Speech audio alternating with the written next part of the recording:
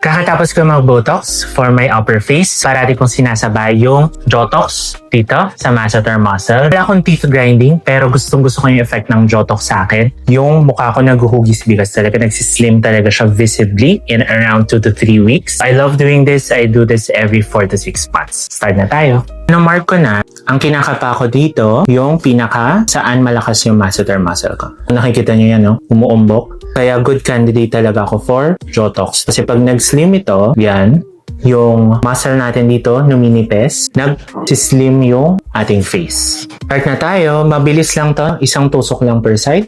De-deliver na lahat yan. Dala. Dala lang siya. Mark tayo sa other side.